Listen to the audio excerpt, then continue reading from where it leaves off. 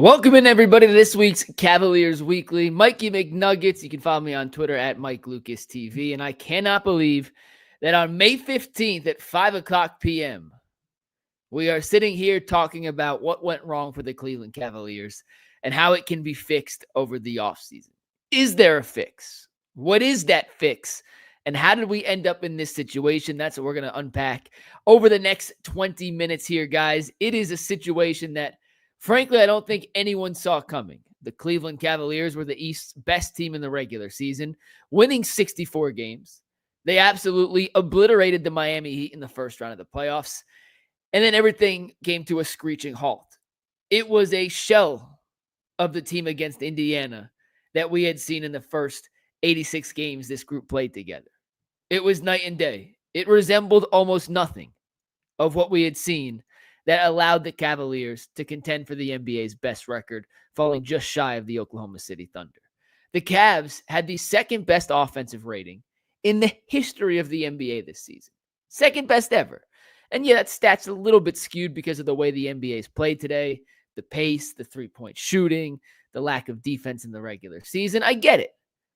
But it was still the best in the league this season. And all those teams have the same opportunities as Cleveland. And the second best of all time behind only the Celtics last year. Boston won the NBA championship. The Cavs' success in the regular season was unprecedented. Only 16 teams ever in the history of the NBA won 64 games in the regular season and had an average margin of victory of 9 or more points. 16 ever. Both OKC and Cleveland did it this year. So we're going to take those two teams out of the equation and focus on the 14 teams before this season that had 64 regular season wins and at least a margin of victory of 9 or more points. Of those 14, 13 reached the NBA Finals and 12 won the NBA championship. The Oklahoma City Thunder beat the San Antonio Spurs in 2015-16 in the Western Conference semifinals. The Spurs that season won 67 games and had a point differential, an average margin of victory of over 9 points. So that's the one team that didn't reach the finals prior to this season.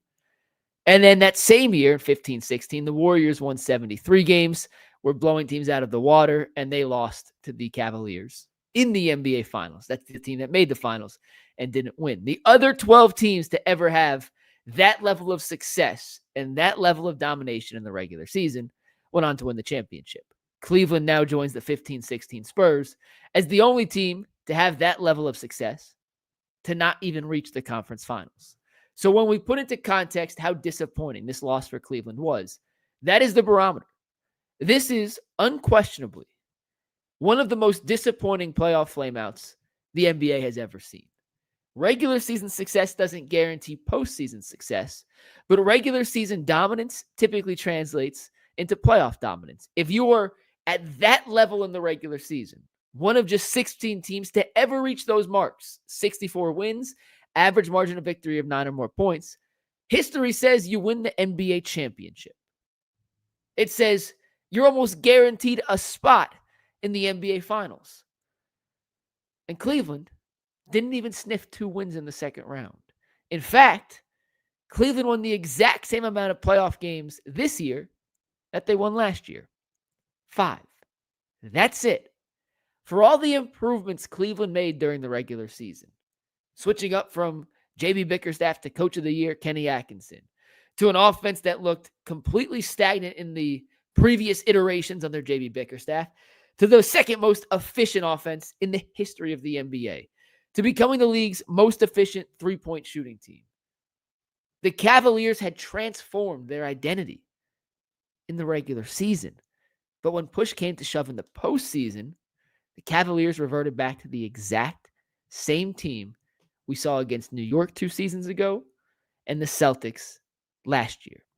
And that's disappointing. And there is no other way, no positive, no optimistic spin that you can put on that to make it feel better than it is. Because there is no positive out of this. It is a gigantic disappointment. And now Kobe Altman and the Cavaliers front office are faced with some difficult questions. 3 years in a row, we have had the same issues in the playoffs. We have been out-toughed physically, out-toughed mentally, and outcoached. And I like Kenny. Him and I have a great relationship. He was incredible to the media this season. And it doesn't make me happy, and I don't get excited saying this, but Rick Carlisle coached circles around Kenny Atkinson in the second round of the playoffs. Carlisle's a championship-level coach. This was Atkinson's first time in the playoffs as a favorite. He had made the playoffs with Brooklyn, but they were a much lower seed. They didn't have any expectations. This was the first time the spotlight was on a Kenny Atkinson coach team, and he didn't deliver. This will be a great learning experience for Kenny to build upon and recover from and figure out some of the things that he did wrong so he doesn't make the same mistake again. So that's first and foremost. The other part of that is the toughness. I don't want to say the Cavs didn't show enough effort in this series. Game 4 was inexcusable, completely inexcusable. And when I talk about the overall effort, Game 4 is not included in this discussion because coming out flat and being down 41 points at halftime is completely inexcusable. And that falls on everybody. Coaches, players, just no one gets it past for that. But overall in the series, it wasn't a lack of effort for Cleveland as to why they lost. It was a lack of toughness and a lack of shot making. We talked about this on the Ultimate Cleveland Sports Show, but against Indiana, compared to the regular season, this Cavs team was completely different. During the regular season, the Cavs shot a league best 38.3% from three. Against Indiana, that number dropped to 29.4%. On catch and shoot threes, in the regular season, the Cavs shot 39.3% from beyond the arc. On catch and shoot threes against Indiana, just 30.3. And on wide open three-point attempts, something the NBA tracking data considers any shot with a defender 6 feet or further away, the Cavs led the NBA at 42% this season. Against Indiana, they were 25.7%. That is 10 points lower than 30th in the NBA in the regular season. The Cavs didn't just fall down and decline in shooting. They fell off a cliff. And if you're not making shots, you're going to have a hard time to win in today's NBA, especially in the playoffs. The Cavs didn't win a single postseason game this year where they scored fewer than 120 points. I would say 115 is about the barometer now. If you want to win a playoff game, you have to score 115 points. And it is incredibly difficult to score 115 points when you can't buy a three-point shot. If you can't buy a three-point shot, then you have to get into the paint. Drive, kick, attack. That was the Cavs' mantra all season. But they actually were down in drives per game against Indiana. Almost 3.5 fewer against the Pacers than during the regular season. And their points in the paint number were exactly the same. 51.5 in the regular season, 52 against Indiana. Where are you scoring your points if you're not increasing your points in the paint and you are seeing a significant decrease in the amount of points you're scoring from beyond the arc?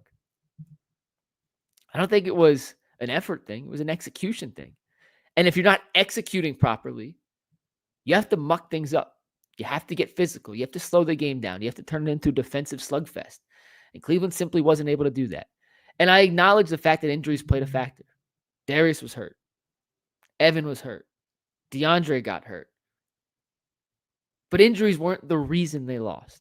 Yes, it was a factor, but injuries weren't a reason. In game 2, without Darius and Evan and DeAndre, the Cavs were up 19 points. They had a 7-point lead with 47 seconds left and squandered it. They didn't lose that game because they didn't have those guys. They lost that game because they couldn't inbound the pass. They couldn't get the ball over half court. They couldn't get a rebound. They couldn't get a stop in the final minute of the game.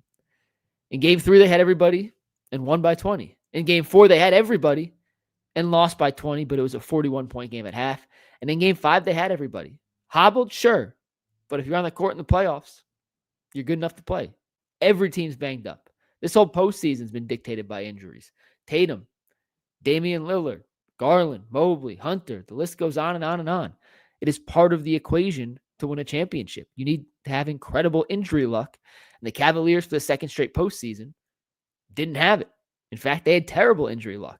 But to sit here and say, well, Cavs get a pass because of it. Like, no, they don't. They don't. The Cavs' secret weapon all season was its depth. And in the playoffs, the depth disappeared. Ty Jerome turned into a pumpkin. Dean Wade and Isaac Okoro are basically unplayable in the playoffs. They don't get guarded. And if you're not guarded, it doesn't matter how good you are defensively.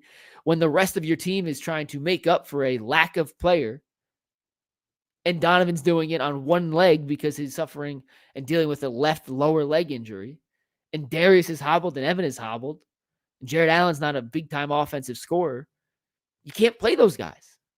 So the Cavs' depth in the regular season was its superpower. And in the playoffs, it was his biggest kryptonite. It's amazing how things flip in the playoffs. It's amazing. And how guys, through the course of 82 regular season games, look like they should be able to play at that level. And when push comes to shove, they're just not ready for the moment. And that's where the toughness comes in. How many guys on the Cavs can you truly count on? Donovan proved you absolutely can. Despite going 0 for 9 from the field in Game 5, I thought Max Strus played very well against Indiana. He was their second best player in that series, in my opinion. He's not a star, but I do think you can trust Strus to be a guy that's not going to be afraid of the moment. Mobley's in that category as well. He played through injury, and he's still young enough that despite the fact it wasn't the best showing for Evan, I thought he looked good enough for me to feel pretty confident next season that when in a playoff series, when the lights are brightest, he'll be able to deliver. The rest of the guys, man, it's a question. You tell me, if anyone's watching, who else are you 100% confident that you feel would not be afraid of the moment in a playoff series? I want to say Darius. I do. And he showed promise. But he's been hurt for 2 playoffs in a row. And he got knocked for not playing for those 2 weeks. Then when he came back, he got knocked for not playing well enough. He was in a no-win situation, clearly going through some severe pain with the toe. He was hobbling up and down the court at the end of Game 5, just trying to gut it out. But if you have an undersized guard who's always hurt come playoff time, it just can't count on that. There's a good chance he's hurt in the playoffs again. I understand they were freak injuries. Last year with the broken jaw, this year with the turf toe. But 2 years in a row, once is a coincidence, twice is a trend. I hope he disproves us next year, but those are the facts we have in front of us. And Jarrett Allen was horrific in games 4 and 5. He combined in 50 minutes in those games to grab 6 rebounds and score 11 points. That's 5.5 points, 3 rebounds per game for your starting center, who played at an all-star level during the regular season. And Jarrett, for as nice of a guy as he is, has told everybody before that basketball is not his top priority. Basketball allows him to live a life that he is comfortable living. But Jarrett is his own unique guy, and there's nothing wrong with that whatsoever. Jarrett Allen is a good, genuinely good human being. And if he wasn't married and my sister was single, I would say I would love Jarrett Allen to be the kind of guy my sister dated. But I don't know if I want a guy that I would like my sister to date to be a starting center in a playoff series against some other guys. And sure, Miles Turner's a big Star Wars nerd too. You can be whatever kind of person off the court you want to be, as long as when it comes to what you do inside those lines, you turn into a dog. I'm not sure Jarrett Allen has that in him. I'm not. And it pains me to say, because I like Jarrett. Great guy. Had some really good, insightful conversations with Jarrett over the last couple of years. But I've seen too much evidence for me just to be willing to accept the fact that this may be who Jarrett Allen is in the playoffs. A guy that you can bully, a guy that you can push around, a guy that on a game-to-game basis, you just don't know what you're getting. Which brings us to the big question. What do the Cavaliers do this offseason? Before we dive into that, it is worth mentioning that the Cavaliers, as of right now, are a second apron team. Or they're going to be a second apron team when the new league year starts. They have 10 players under contract. As it stands right now, with just those 10 players under contract, the Cavs are roughly $34 million over the tax and $15 million over the projected second apron line. That's before they fill out the rest of their roster. That's before they try to lock in Ty Jerome or Sam Merrill, who they can bring back if they want due to some early bird right restrictions. They are a second apron team before making any other moves. If they're a second apron team, these are some of the restrictions Cleveland is dealing with in terms of changing up their roster. The Cavaliers can't sign any free agents for more than the league minimum. So no mid-level exception, no nothing. Just league minimum veterans. The Cavs can't make any trades that aggregate salary, so they can't combine Darius and Jarrett Allen for Giannis, for example. Not possible. And they can't take on any more money than is being sent out. So the Cavaliers have to be sending more money to the other team. They cannot take on a single other dollar. And they also can't use cash in trades to incentivize salary dumps. So, for example, if they wanted to get off Isaac Okoro, they can't pay a team an extra $5 million to take them off their hands. That happens in the league all the time. The Cavs unable to do that because they are a second apron team. So let's just start with the obvious. It is going to be incredibly difficult for Cleveland to make any legitimate roster moves. Incredibly difficult, though, is not impossible. There are a few different options and a few different variables that Cleveland can look into to splitting up the core four. I just want to start by saying it is not going to be easy, and the number of teams that fit the criteria for them to make trades with, it's few and far between. There's not a long list of teams that are looking for a center in Jarrett Allen, who's on a great contract, B, Darius Garland, a point guard who's often injured, who's a max player in today's NBA. Well, at least he's getting paid like a max player. I'm not quite sure he qualifies as a guy you like and feel comfortable paying a max contract. And I think Donovan Mitchell and Evan Mobley are completely untouchable. So let's start with Jarrett Allen. He makes $20 million next year before a 3-year, $90 million extension kicks in. A very, very, very reasonable contract for a player of Jarrett's skill. If the Cavs are going to break up the core four, he would be the first piece I look to move. It is nothing against Jarrett. It's just I think he has A, the most easily tradable big contract of the core four, and B, I think the Cavs are probably best with Evan Mobley at the 5.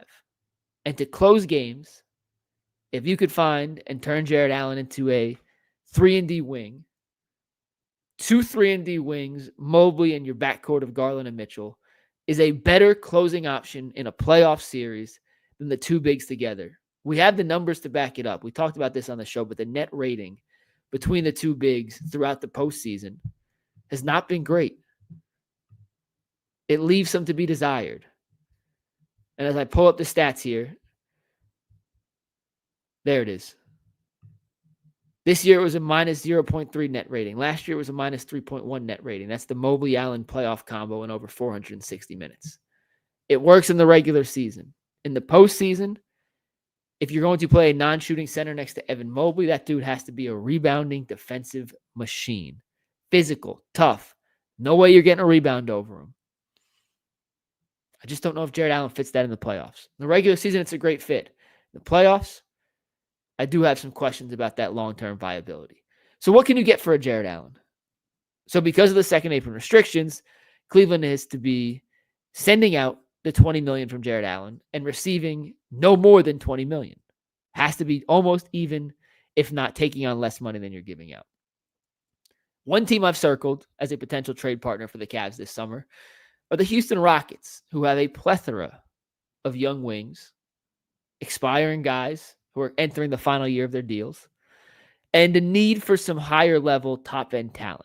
The Rockets are deep, but they have more depth than they have star power. And Jarrett Allen is not necessarily a star, but he'd be an upgrade over Steven Adams, who's an unrestricted free agent this summer. We saw in the postseason, Ime Udoka went to those two big lineups against the Warriors with Şengün and Steven Adams, and that is when Houston had its best success. So maybe they look at the center position, the second center, the other big alongside Şengün, as a position of upgrade. Hey, it worked. Think of the possibilities with a much better offensive player in Jarrett Allen. Now, he's not necessarily the rebounder Steven Adams is, or the enforcer, even though the rebounding numbers are higher for Allen. He's not the enforcer.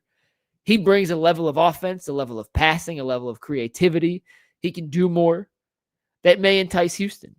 So in exchange, what about the combo of Jabari Smith Jr. and Tari Eason? The money works. Both of those two players entering the final year of their contracts.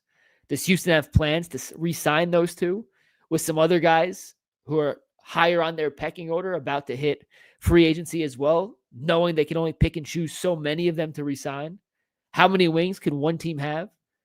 Eason did not have a great playoff showing, but he's that physical junkyard dog type of 3-and-D wing that Cleveland could use, in my opinion. Put him next to DeAndre Hunter, and you have 2 6'7", 2'8" wings that can match up size-wise with almost any team in the East. I don't think the Cavs should blow up the core four for the sake of blowing up the core four. You only can make a deal with those guys if there's something that you truly believe makes your team better, and that's the kind of deal, I think, that makes sense. Trading the dollar of Allen for 2 50-cent pieces in Jabari Smith Jr. and Tari Eason. Jabari Smith Jr., in that sense, would be your backup big. He can space the floor, can play alongside Mobley. He can play without Mobley. Eason and Hunter, interchangeable, 3s, 4s. They can play a little bit of the 2 if they have to. So that's the kind of move. But with Tatum being out, probably for the majority of next season, with the uncertainty of Giannis in Milwaukee, the East is wide open next year. And if Kobe Altman decides, hey, year 2 with Kenny, a full year of DeAndre in the system, we get a real offseason with him, I don't want to break it up yet. I personally would disagree with that, but I'd understand the thought process. And that's why this offseason is so interesting. Are there moves out there that genuinely make you better?